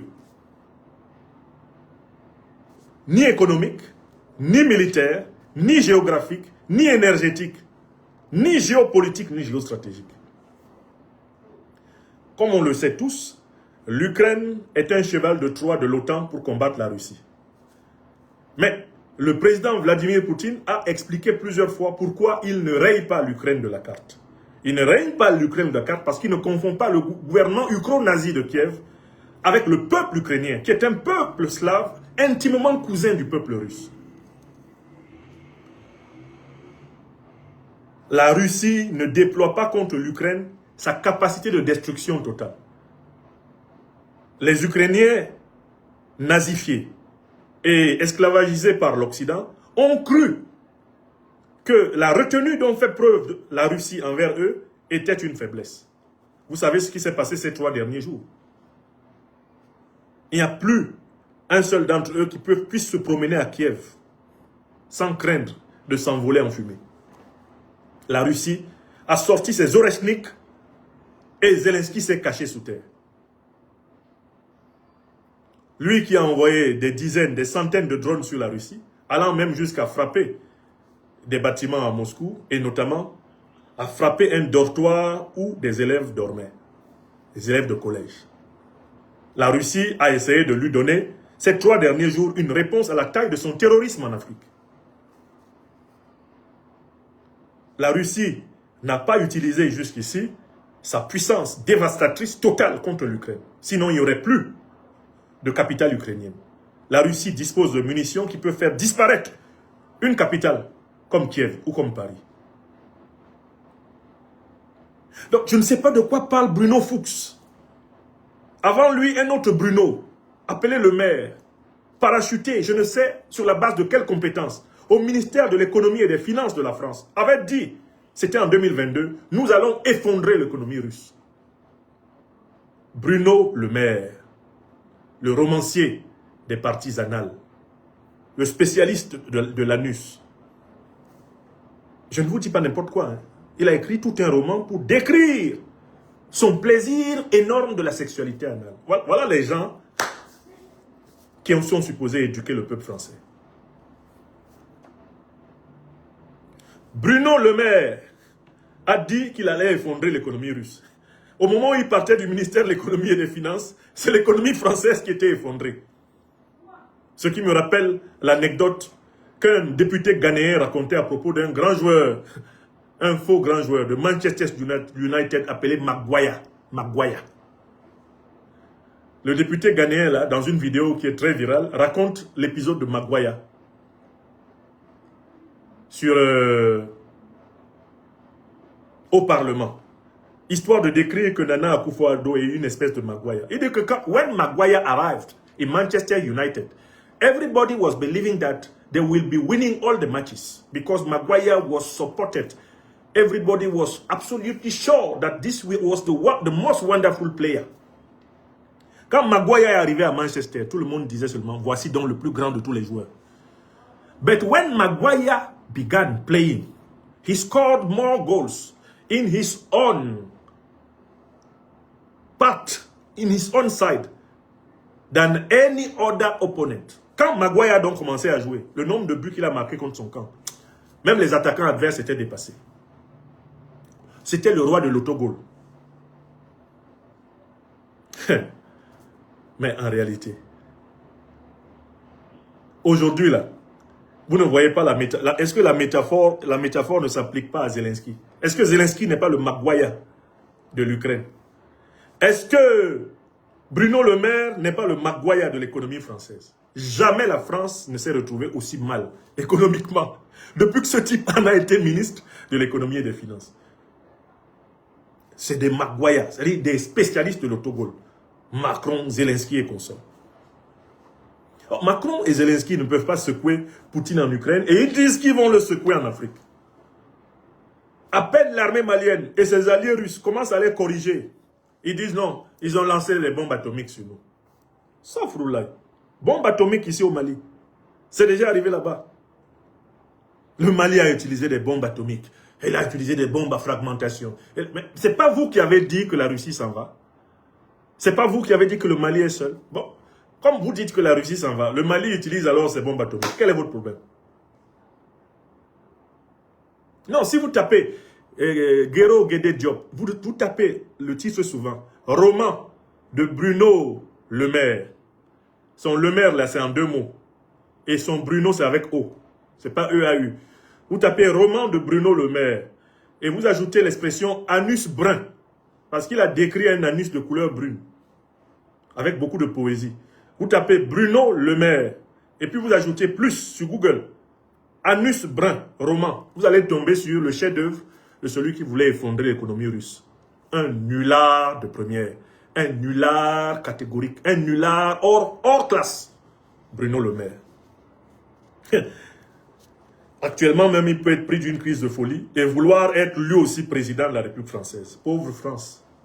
Après un immature, on va avoir un pervers polymorphe. Sans oublier Attal.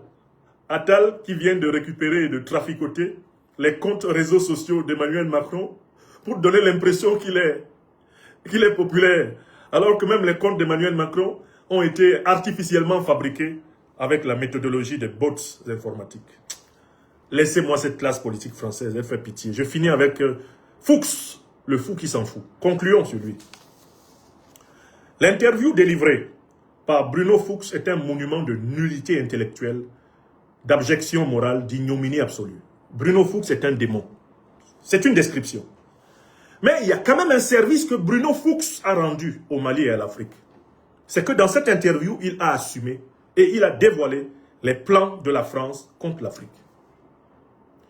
Paradoxalement, à ce diablotin, à ce démon, à cet homme méchant, abject, à cet ignoble terreau-député, nous pouvons dire quand même merci.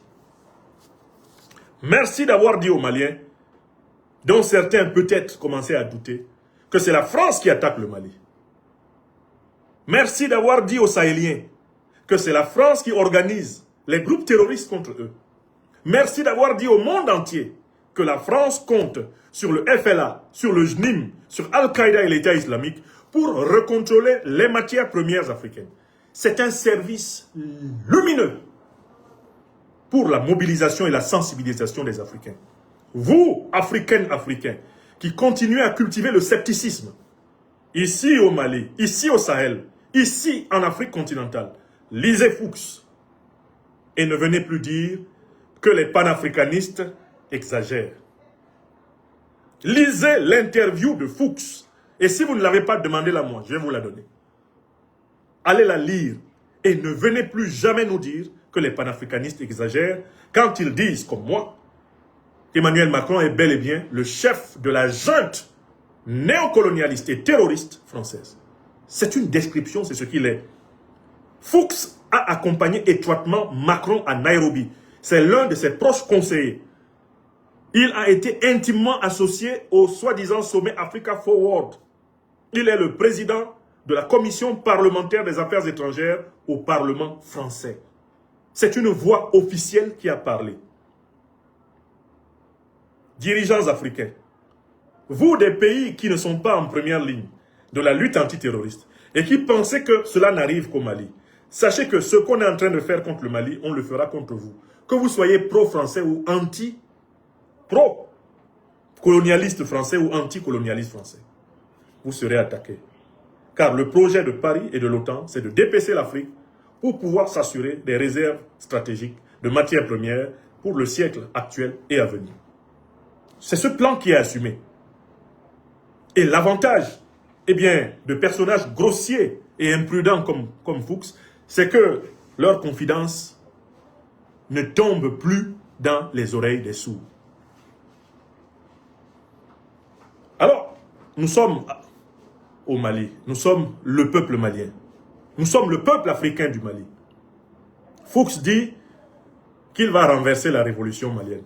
Nous, les panafricanistes révolutionnaires, notre rôle c'est d'aider le Mali, d'aider notre continent à vaincre Fuchs, d'aider le Burkina Faso, d'aider le Niger à vaincre Fuchs, d'être au cœur de toutes les batailles pour vaincre le néocolonialisme, l'impérialisme et le terrorisme, leurs alliés. Fuchs vient ouvertement au nom de la France de déclarer la guerre. La guerre qu'il mène depuis longtemps contre le Mali, maintenant il a ouvertement déclaré. Dans cet article de RFI, c'est une déclaration de guerre dévoilée. Je dis pas, elle n'est pas à peine voilée. C'est une déclaration de guerre dévoilée de l'actuel gouvernement français contre le Mali. Car vous ne pouvez pas imaginer qu'un député d'un pays africain aille sur les médias d'État africains pour imaginer des scénarios permettant de faire tomber Emmanuel Macron. Même le Emmanuel Macron là, que nous détestons pour de bonnes raisons. Parce que c'est un criminel, c'est un mythomane, c'est un pervers, c'est un ennemi de la véritable fraternité des peuples. Même ce Emmanuel Macron, aucun député, aucun dirigeant africain, aucun élu africain ne se sont tenus sur un plateau de télévision pour tracer les schémas de sa chute. Jusqu'à l'instant où nous parlons. Les pays même qui sont les plus opposés au néocolonialisme français, ni le président Tiani, ni le président Goïta, ni le président Traoré, aucun d'entre eux ne s'est assis, aucun de leurs compagnons, aucun de leurs ministres ne s'est assis comme ça, à la télé, à la radio, pour dire que Macron va tomber comme ça, comme ça, comme ça. Que Macron a intérêt à négocier avec, je ne sais pas, les gilets jaunes, à négocier avec Mélenchon, sinon il va tomber comme ça, comme ça. Et s'il ne fait pas comme ça, il va voir. Jusqu'ici, même chez les pays où l'adversité contre le néocolonialisme français est la plus élevée, il n'y a pas eu la prétention d'assumer des fonctions directes dans la déstabilisation de la République française. Mais là, en face, on a une volonté unilatérale de nuire. Je salue le député, l'honorable Fousseynou Ouattara, le docteur Fousseynou Ouattara, mon cher aîné. Sois salué pour la qualité de l'analyse. J'appelle nos autorités dans tous les pays africains à assumer clairement une dénonciation de cette ingérence flagrante de Paris dans les affaires africaines et de se préparer à ne pas être surpris. Ici au Mali, on sait à qui on a affaire. Ici au Sahel, on sait à qui on a affaire. Il y a des pays qui entourent l'Alliance des États du Sahel qui continuent à faire comme s'ils ne savaient pas à qui ils ont affaire parce qu'ils sont dans ce que le président Laurent Gbagbo a appelé le syndrome du village A, du village B, du village C. Quand on attaque le village A, ils disent « Ah, c'est pas encore arrivé chez nous ici. Hein? Ça ne me concerne pas. » Ça va arriver. Tous ceux qui croient que ce que Macron est en train de fomenter contre le Mali ne concerne que le Mali se foutent le doigt dans l'œil jusqu'à l'épaule. Mais le peuple malien, toujours au combat, toujours résilient, est appelé une fois de plus ici à relever le niveau de conscience, à ne pas se laisser distraire par les querelles internes qui sont opportunément attisées afin de frapper le Mali et de le diviser. Non content de voler au Mali son accès à l'océan Atlantique, accès auquel il avait droit en raison de l'histoire. Le Mali, l'empire du Mali a toujours été un empire atlantique. Une bonne partie de la Mauritanie et du Sénégal actuel était intégrée dans cet empire. Ce pays n'a jamais été enclavé dans les grands moments de son histoire. C'était un pays atlantique. Et c'est la France, voulant faire du Mali son réservoir naturel de matières premières à voler ad vitam aeternam. C'est la France qui a privé le Mali de l'accès à l'océan Atlantique. C'est elle qui a tracé au cordeau et à la règle ses frontières abjectes pour enclaver ce grand pays et pouvoir le dominer. Mais tout cela est fini, va finir. Parce que la génération incarnée par le président Assimi Goïta, c'est une génération. C'est un esprit. Elle est habitée par les plus nobles aspirations du peuple africain. Elle est condamnée à vaincre ou périr. Que Dieu nous préserve de renoncer à cela même qui nous donne la dignité, cela même qui nous donne la fierté d'être des hommes sur la terre.